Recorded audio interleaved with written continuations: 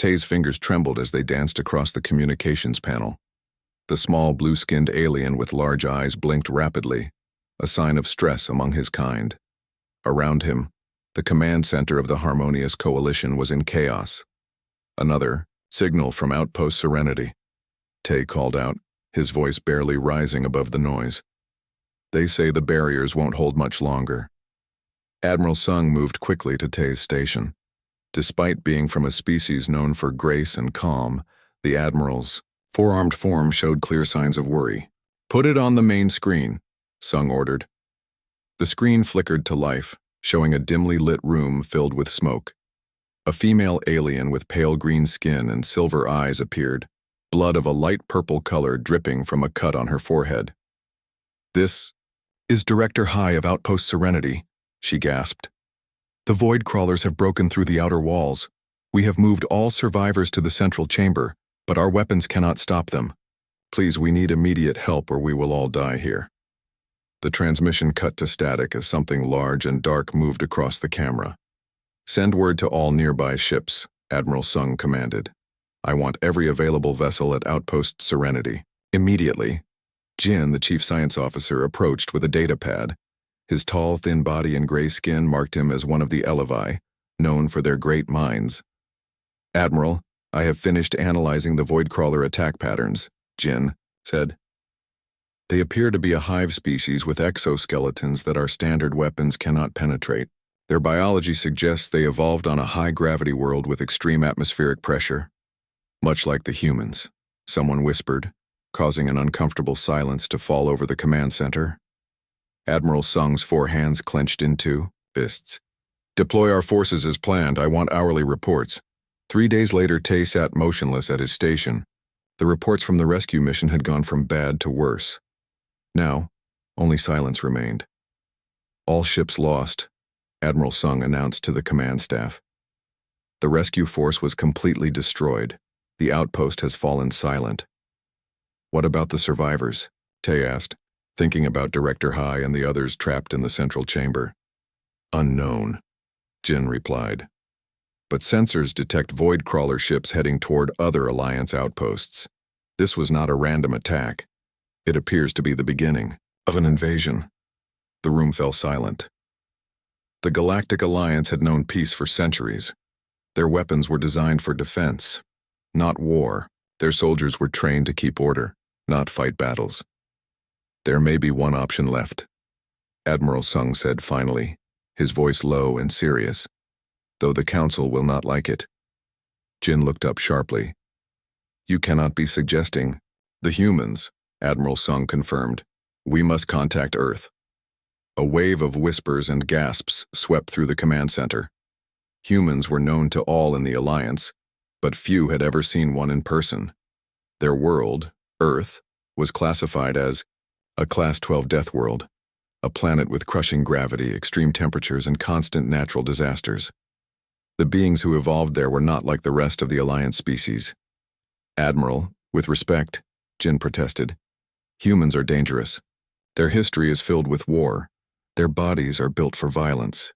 The Council decided long ago to limit contact with Earth until they became more civilized." "And what good will our civilization do us if we are all dead?" Admiral Sung countered. "The void crawlers are from a high-gravity world too. Perhaps we need creatures from another such world to fight them." Tay looked down at his console, remembering the educational videos about Earth he had seen as a child. Humans could run for hours without rest. They could lift many times their own weight. Their bones were nearly unbreakable compared to those of most Alliance species. And when injured, they kept fighting instead of retreating to heal as any sensible being would. They were terrifying. "Tay," Admiral Sung said suddenly, "you will draft the message to Earth." "Me?" Tay squeaked, his blue skin turning almost white with shock. "But I have never spoken with a human." "None of us have much experience with them," Admiral Sung replied. "But you understand communication better than most. You will find the right words to convey our need without causing offense." Tay wanted to refuse, but he remembered the face of Director High in that final transmission. How many more would die if he did not act? "I will try, Admiral," he said finally. That night, Tay sat alone in his quarters, staring at a blank screen. How does one ask for help from a species your people have largely ignored? What words would move these legendary warriors to action?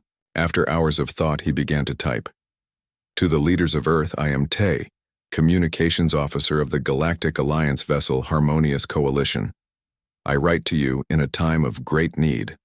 Our outpost on the edge of Alliance space has been attacked by a species we call void crawlers. They are strong. With hard shells our weapons cannot break. They have already killed many of our people. We have heard stories of human strength and skill in battle. Though our peoples have had little contact, we now ask for your help. The void crawlers come from a world much like yours. We believe you may be able to fight them when we cannot. If you are willing to aid us, please respond on this channel. We offer fair payment for your service. With hope and respect, Tai-He read it over, then sent it to Admiral Sung for approval. Within minutes, the Admiral appeared at his door. It is honest, Sung said, but perhaps too simple. Humans value directness according to our limited studies, Tay replied. I thought a message filled with fancy words might seem false to them. Admiral Sung considered this, then nodded. Send it. Use the emergency broadcast channel. It may be our only hope of reaching them quickly. 3 days passed with no response. The command center grew more tense with each report of another outpost going silent. The void crawlers were moving deeper into Alliance space and nothing seemed able to stop them. Tay had not slept well since sending the message. In his dreams, he saw humans, tall, muscular beings with strange fur on their heads and faces, their eyes forward-facing like predators. In the dreams, they laughed at the Alliance's weakness. On the 4th day, just as hope was fading, Tay's console lit up with an incoming transmission. Admiral! Tay called out, his voice cracking with excitement and fear. A response from Earth. The entire command staff froze. Admiral Sung hurried to Tay's station. Put it through, he ordered. The main screen flickered to life, showing a human face. Tay had seen images before, but the real thing was different. The human's skin was a light brown color, the eyes dark and intense. The face was framed by short, black hair. This is Captain Han of the United Terran Defense Force, the human said, voice deeper than any Alliance species. We received your distress call and are mobilizing a response fleet immediately. Tay could hardly believe what he was hearing. They had agreed so quickly. We have been waiting for a chance to establish better relations with the Galactic Alliance, Captain Han continued. Though we wish it were under better circumstances, my battle group can be at your coordinates in 3 days. 3 days, Jin blurted out. That's impossible. It would take our fastest ships at least 2 weeks to cross that distance. The human smiled, showing white teeth in what Tay hoped was a friendly gesture and not a threat display. Our FTL technology has improved since your last assessment of Earth, Science Officer, Captain Han said. We look forward to demonstrating our other capabilities as well. Please stand by for our arrival. And be ready to brief us on these void crawlers. We're eager to meet them. The transmission ended, leaving the command center in stunned silence. They're coming, Tay whispered, equal parts relieved and terrified. The Deathworlders are coming. Admiral, Sung looked around at his staff, his forearms clasped behind his back. Prepare for their arrival, he ordered. And pray we have not made a terrible mistake. 3 days after Captain Han's message, alarms blared throughout the Harmonious Coalition. Tay jumped from his sleep cycle, rushing to the command center without even changing his uniform. What's happening? He asked as he entered. Jin looked up from his science station, his gray face paler than usual. Multiple ships have appeared at the edge of our sensor range. They came out of nowhere. Admiral Sung stood calmly at the center of the room, all 4 of his arms behind his back. The humans have arrived exactly when they said they would. The main screen showed 5 ships moving in perfect formation. Unlike the smooth, rounded vessels of the Alliance, the human ships were angular and dark, with visible weapon systems along their hulls. That's their battle fleet? Someone asked. It's so small. Do not be fooled by numbers, Admiral Sung warned. According to our limited intelligence, even 1 human warship could match 3 of our defense vessels. the largest.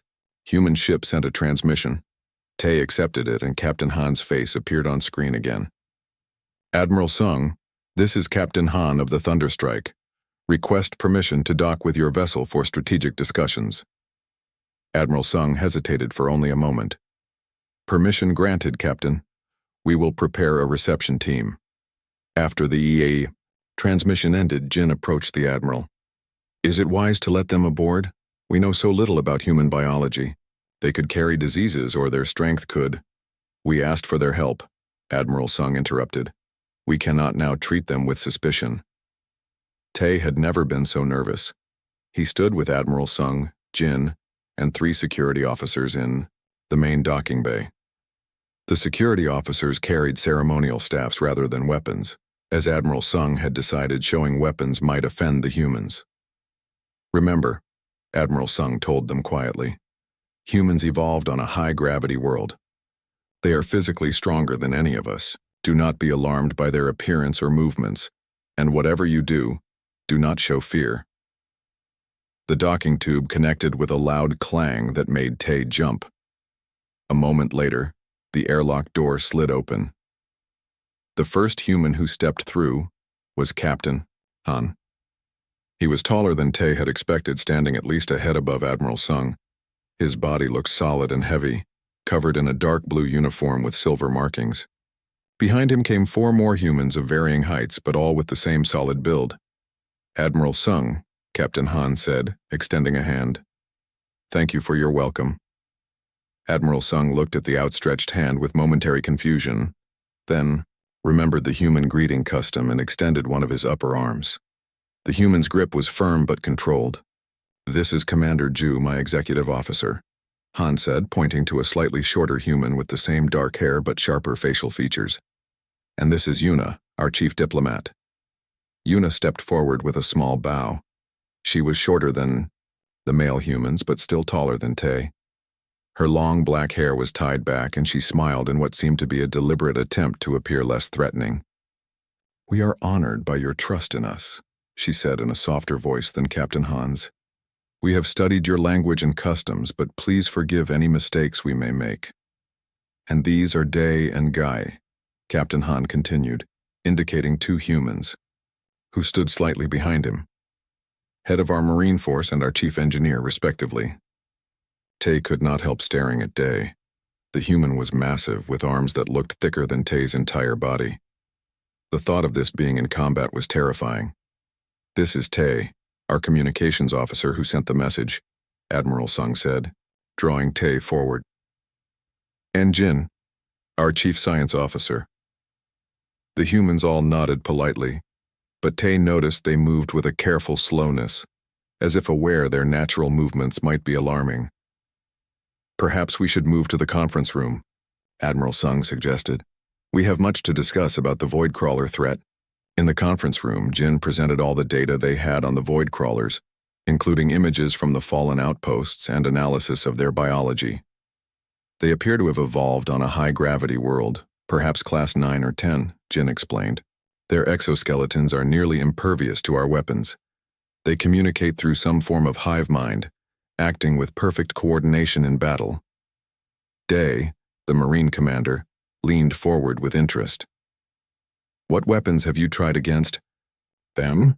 Standard energy rifles, plasma cutters, and sonic disruptors, Jin replied. All proved ineffective.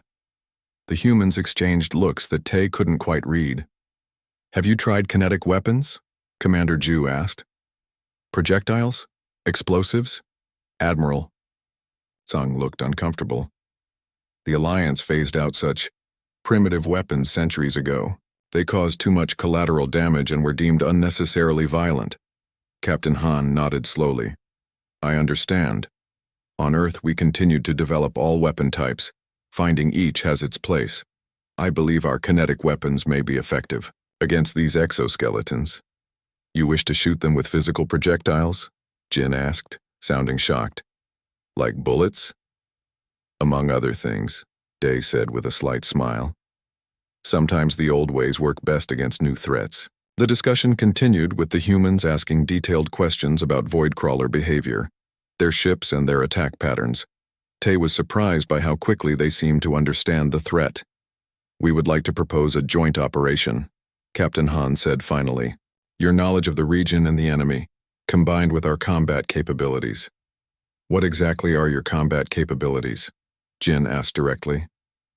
"We have limited information about human military technology." Commander Ju smiled. "Perhaps a demonstration would be more effective than words. If you would allow us to show you aboard our vessel?" 2 hours later, Tay found himself aboard the human ship Thunderstrike. Everything was different from Alliance vessels. The corridors were wider, the lighting harsh and bright, and the air slightly heavier with a higher oxygen content.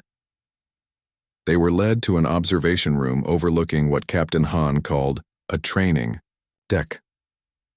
Below, a group of human Marines were engaged in what they termed light exercise. Tay watched in stunned silence as the humans lifted weights that would crush an Alliance soldier, ran at speeds that made them blur, and fought each other, in practice combat that looked more violent than any real battle Tay had ever witnessed. "This is light exercise?" Jin whispered. "Our Marines train daily to maintain peak condition," Day explained. "This is about 60% of full intensity." As they watched, an alarm suddenly sounded throughout the ship. Captain Han pressed a communication device on his wrist. "Bridge report," he ordered. "Captain, we've detected a small void crawler scout ship approaching Alliance space," a voice responded. "It appears to be on a direct course for this vessel." "Perfect timing," Captain Han said, turning to Admiral Sung. "Would you care to observe how we handle these creatures?" Before Admiral Sung could respond, the ship shuddered slightly, and the lights dimmed before brightening again. "Direct hit to our outer shields," Commander Ju reported. "No damage. Tactical. Target their propulsion and weapon systems," Captain Han ordered calmly. "Controlled fire only." Through the viewing window, Tay saw bright flashes as the human ship fired upon the void crawler vessel. The entire engagement lasted less than a minute before the enemy ship floated dead in space, damaged but intact. "We've disabled it without destroying it," Captain Han informed them.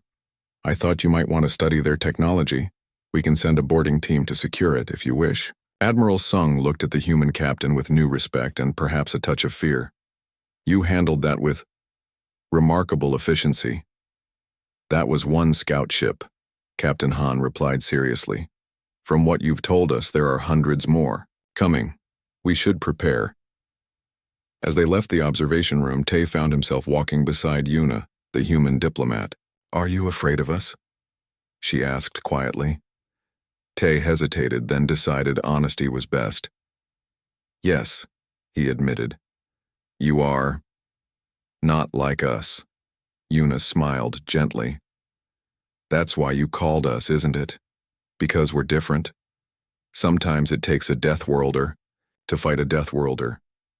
Looking back at the training deck where human Marines were already resuming their exercises, apparently unconcerned by the brief battle, Tay could only nod in agreement. The Deathworlders had arrived, and for the first time since the Voidcrawler attacks began, Tay felt something like hope. The journey to Outpost Serenity took 2 days. The human fleet, joined by 3 Alliance ships, moved through space at speeds Tay had never experienced before. He spent most of the trip in the communications center of the Thunderstrike, working with human operators to monitor any signals from the outpost. "Anything yet?" Captain Han asked as he entered the room. Tay shook his head. "Nothing clear. We're picking up some automated signals, but no voice communications." "That doesn't mean there are no survivors," Han said firmly. "These void crawlers don't seem interested in taking prisoners, but some of your people may be hiding in secure areas." The door opened again, and Sergeant Min entered. He was shorter than Captain Han, but somehow seemed even more solid. His arms were covered in small scars, and his eyes constantly scanned the room. "The strike team is ready, Captain," Min reported. "We've adapted our gear based on the atmospheric conditions at the outpost." "Good," Captain Han nodded. "We'll drop as soon as we arrive." "Tay, would your admiral allow you to join the communications team on the ground? Your knowledge of Alliance systems could be valuable." Tay felt his heart race with fear. "On the ground? With the void crawlers?" "You'd be with my team," Min said. We protect our own. Something in the human's voice made Tay believe him, despite his fear. I will ask Admiral Sung, he managed to say. 4 hours later, Tay found himself strapped into a seat in a human dropship, wearing an environmental suit modified for his smaller frame. Around him sat 12 human Marines in heavy armor, weapons across their laps. Their faces showed no fear, only focus. Sergeant Min sat across from him, checking his weapon one last time. Remember the plan, he told his team. We secure the landing zone, establish a perimeter, then push toward the central chamber where survivors may be hiding. Dr. Song will set up a medical station once we confirm the area is safe. Dr. Song, the only female human in the dropship, nodded. She carried less obvious weapons than the others, but had several large medical cases attached to her suit. What, about me? Tay asked quietly. You stay with Dr. Song, Min said firmly. Help her set up communications with any survivors and with the ships in orbit. Don't try to be a hero. The dropship shuddered as it entered the outpost's atmosphere. Through a small window, Tay could see the once beautiful research station now partly destroyed, with strange dark growths covering some buildings. 30 seconds to landing, the pilot called. Sensors show movement near the drop zone. Perfect, Sergeant Min said, standing up despite the ship's movement. The other Marines followed, seeming unbothered by the violent shaking that made Tay grip his seat tightly. That means we won't have to look for them. The dropship touched down with a hard jolt. The door slid open, and the Marines moved out with a speed and coordination that left Tay stunned. Gunfire erupted immediately. Stay here until I call you, Dr. Song told Tay, then followed her comrades out, moving to the side of the landing zone. Through the open door, Tay saw his first void crawler in person. It was like something from a nightmare, nearly twice the height of a human with 6 limbs and a hard black exoskeleton. Its head had no visible eyes, just sensory pits and sharp mandibles that clicked together as it charged forward. A human. Marine fired a weapon that made a deafening sound. The void crawler staggered as chunks of its exoskeleton shattered. 2 more shots, and it fell to the ground, leaking a thick yellow fluid. LZ secure. Sergeant Min's voice came through Tay's headset. Song, bring our friend and set up here. Tay followed Dr. Song out of the ship, trying not to look at the dead void crawler as they passed it. The air smelled strange even through his suit filters, like something rotting. Here, Dr. Song said, pointing to a small building that seemed mostly intact. We'll set up the medical station and communications here. As they worked, Tay could hear the sounds of fighting moving away as the Marines pushed deeper into the outpost. Dr. Song set up her equipment with practiced ease while Tay connected his communications device to the outpost systems. I've got something, he said suddenly. A weak signal from the central chamber. There are survivors. Dr. Song immediately activated her comms. Min, we have confirmed survivors in the central chamber. Tay has established contact. Understood. Min's voice came back, accompanied by the sound of gunfire. We're encountering heavy resistance but making progress. Tell them to hold on. Tay sent a message through the system, then waited anxiously for a response. When it came, he recognized the voice immediately. This is Director Hai, came the weak transmission. We have 26 survivors in the secure vault. Our air is running low. Who is this? Director.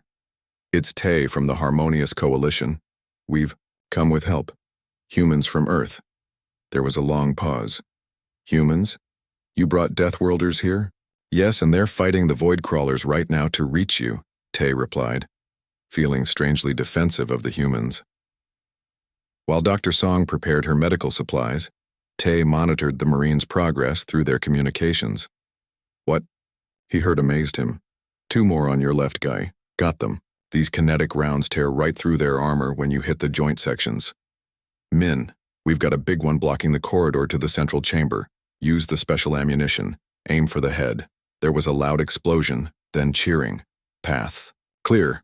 Moving to the secure vault now. An hour later, the first survivors were brought to the medical station. They looked terrible, thin, injured, and terrified. But they were alive. Director Hai was among them, her arm in a makeshift sling and her once bright silver eyes now dull with pain. "The humans," she whispered when she saw Tay. "They fought through hundreds of void crawlers to reach us. I've never seen anything like." Dr. Song worked quickly, treating the most serious injuries first. To Tay's surprise, she seemed to understand Alliance physiology well enough to provide basic care. "I studied your medical database on the way here," she explained when Tay asked. "Human medicine is actually more advanced than yours in some areas, particularly trauma care. We have a lot of practice with injuries." "Because of your wars?" Tay asked carefully. Dr. Song smiled slightly. "Partly, but also because we climb mountains for fun, dive into deep oceans, jump out of aircraft, and generally do things that any sensible species would avoid. We're good at fixing the resulting damage." Outside, the sounds of battle continued as the Marines cleared the rest of the outpost. Sergeant Min returned briefly, his armor covered in yellow void crawler blood and showing deep scratches, but he seemed uninjured. "The outpost is nearly secure," he reported, "but we found something you should know about. The void crawlers have set up some kind of communication relay.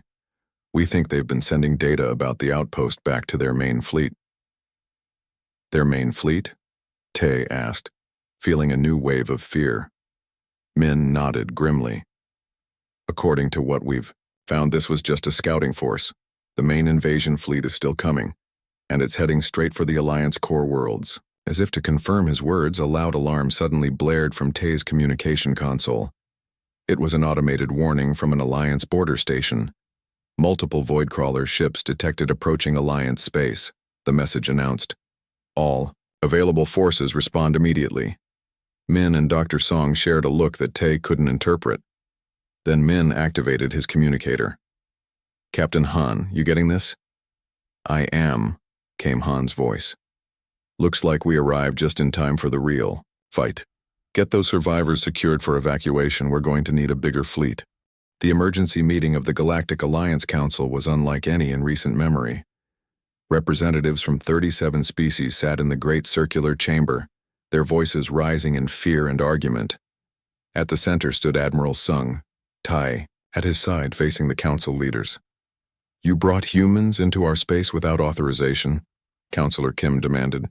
He was from a species with long, thin limbs and a head that seemed too large for his body. His skin changed colors with his emotions, currently a deep red of anger. "These creatures are dangerous." "With respect, Counselor," Admiral Sung replied. "The humans saved the survivors at Outpost Serenity when our own forces failed. They have shown nothing but honor and restraint." Tay stepped forward, surprising himself with his own courage. "I have worked closely with the humans," he said. "Yes, they are physically stronger than us. Yes, their history includes wars we find difficult to understand. But they came when we called and they fought to save our people."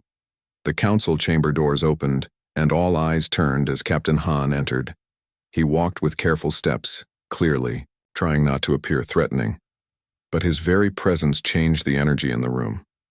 Behind him came Commander Ju and Yuna, the diplomat. "The council recognizes Captain Han of Earth," the head counselor announced, his voice tight with tension. "Thank you for allowing me to speak," Han said, his deep voice carrying easily through the large chamber. "I understand your concerns about humans. We know what other species think of us." He gestured to a large screen on the wall, and images appeared showing Earth, its stormy oceans, towering mountains, dense forests, and sprawling cities. "This is our home," Han continued. "Class 12 Deathworld, as you classify it. High gravity, extreme temperatures, dangerous wildlife, natural disasters, and yes, our own conflicts. We evolved to survive there, which made us different from most species in the galaxy." Yuna stepped forward. "But that difference is exactly what you need now. The void crawlers evolved on a similar world to ours. They have strength and resilience, like humans do. Your weapons cannot harm them because they were designed for use against species like yourselves. The main void crawler fleet will reach Alliance space in 3 days, Commander Ju added. Based on the data we recovered from Outpost Serenity, they have over 200 ships. They plan to establish colonies on your worlds, using your people and resources as food for their hives. A stunned silence fell over the council chamber.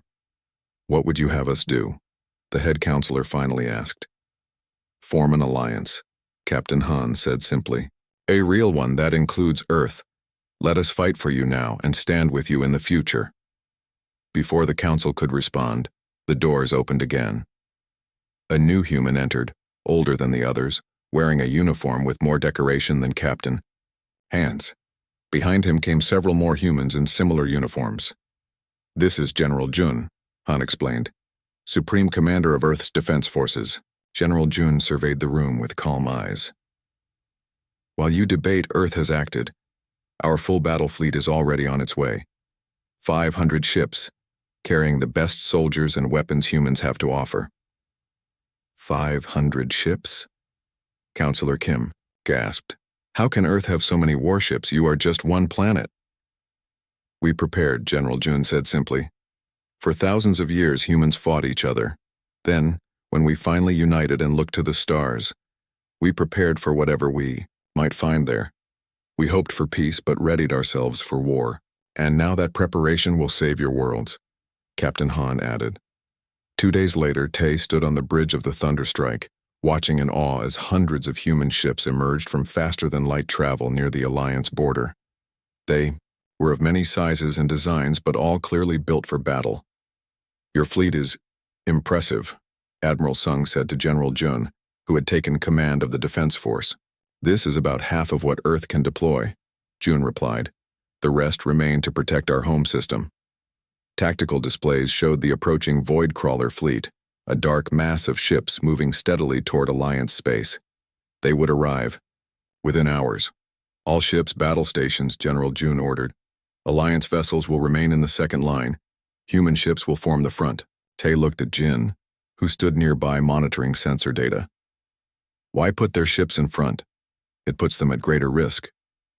Because they can take more damage, Jin replied quietly. Their ships, like their bodies, are built to endure punishment. That would destroy ours.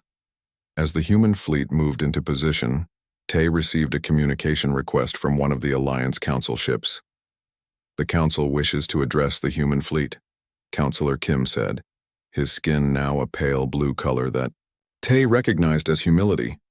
Will you connect us? Tay did so, and Counselor Kim's image appeared on the main screen. General Jun, Captain Han, and all humans who have come to our aid, Kim began formally. The Council has voted unanimously to accept your offer of alliance. We are grateful for your assistance in this crisis. General Jun nodded. We accept your alliance and will honor it long after this battle ends. Today we fight as one. The battle began suddenly, with the Void Crawler fleet firing first. Their weapons struck the human ships with bright flashes of energy. To Tay's amazement, the human ships absorbed the attacks with minimal damage, their shields holding. Return fire, all ships, General Jun ordered calmly. Target their engine sections first. The human fleet fired as one, and the effect was immediate. Dozens of Void Crawler ships lost power or exploded in brilliant flashes. But the alien ships kept coming, their numbers still overwhelming. They're trying to break through to reach the Alliance worlds, Captain Han observed. Tactical, prepare boarding teams. Boarding teams? Admiral Sung asked in shock. You mean to send your people onto enemy ships? It's what we do best, Han replied with a grim smile. Fighting up close. The Thunderstrike will lead the assault on their command ship, General Jun decided. If we can eliminate their leadership, their coordination may fail. As the battle raged, Tay watched human ships take damage that would have destroyed Alliance vessels, yet they continued fighting. Small human craft darted between the larger ships, attaching to Void Crawler vessels and depositing teams of Marines. Sergeant Min's team has boarded the command ship, Commander Ju reported after an hour of intense fighting. They're fighting their way to the central chamber. Minutes later, Min's voice came through the communication system. We've reached their queen, he said, breathing heavily. These things are tough, but not tough enough. Setting charges now. Massive explosion tore through the Void Crawler command ship. In the aftermath, the remaining Void Crawler vessels seemed to lose coordination. their movements becoming random and disorganized. "Now!" General Jun ordered. "All ships press the attack." The battle ended 3 hours later. The space around the Alliance border was filled with debris from destroyed Voidcrawler ships. 47 human vessels had been lost, along with 12 Alliance ships that had joined the fight despite orders to stay back, but they had won. The Voidcrawler threat was eliminated. 1 week later, Tay stood in the Great Hall of Alliance headquarters, watching as General Jun and the head counselor signed the formal treaty creating the Human Alliance Defense Pact. "Never thought I'd see this day," Captain Han said, standing beside Tay. "Humans accepted by the galaxy." "You earned it," Tay replied. "Without you, we would have lost everything." "This is just the beginning," Han said, looking around at the mixed crowd of humans and Alliance species. Some Alliance members still kept their distance from the humans, but others were engaged in conversation, learning about their new allies. "We have much to learn from each other." As if to prove his point, a small child from the Leoron species approached Sergeant Min, who crouched down to speak with her at eye level. The child touched his hand curiously, then smiled. "Do you think our peoples will truly accept each other?" Tay asked. Han nodded confidently. "It will take time. But remember what brought us together. When aliens in distress called, the Deathworlder fleet arrived. And we'll always come when called, Tay. That's a promise." Across the room, Admiral Sung raised a glass in a toast. "To our new alliance. May it bring peace and security to all our worlds." As the celebration continued, a message arrived from an Alliance outpost in a distant sector. Tay read it, then looked up at Captain Han with a smile. "Another distress call?" Han asked, seeing Tay's expression. "Yes," Tay confirmed. "And this time they specifically asked for human help." Han straightened his uniform. "Well then, we shouldn't keep them waiting. The Deathworlder fleet stands ready."